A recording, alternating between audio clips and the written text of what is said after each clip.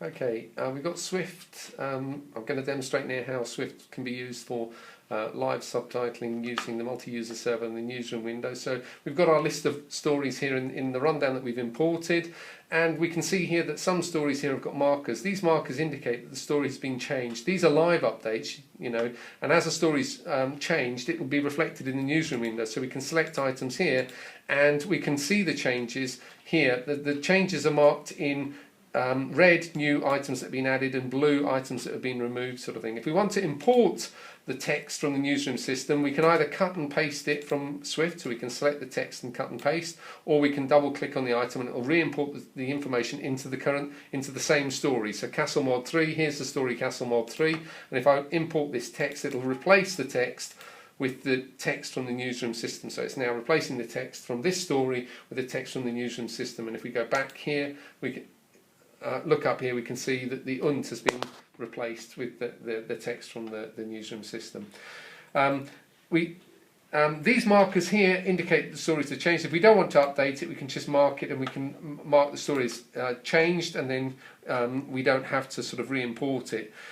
Just prior to going on air, what we'll do is we'll want to reorder the newsroom system. You can see the stories in this list don't match the stories in the newsroom system. This will be changing in real time. This story is what these set of stories are what we've imported into Swift. To reorder the stories, we can select the reorder item here, and it'll reorder all the stories now to match the running order from the newsroom system. So we now want to go into transmission mode, so we can select our first subtitle. And transmission can be done by any of the Swift workstations that's configured to communicate with the inserter.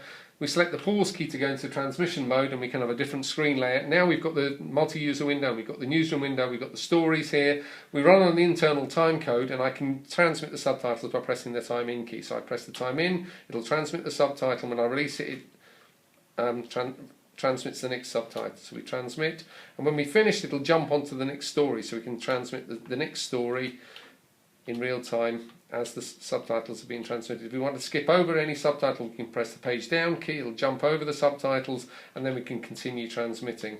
We can easily jump to the next story by pressing F2, and that will select the next story, or repeatedly pressing F2 it will select the next story in the rundown if it's not in the right order. We can go up or down this list without moving our focus from this window, so we can transmit the subtitles. If we've got a live story that we have to perform, we've got a key operation that will put us into a new live story, and now the text can be input either manually using a VelaType, using a stenograph, or using the keyboard, or it can come by a speech sort of thing. As these subtitles are input, they'll be transmitted. So this is transmitting block by block. So as the block is filled, and I've configured the workstation to do 3-row subtitles, it will transmit the block when the block is full, sort of thing. And I can keep transmitting the subtitles in this way. The last block I can transmit manually, and when I'm finished, I'm on the next block ready to transmit the next story.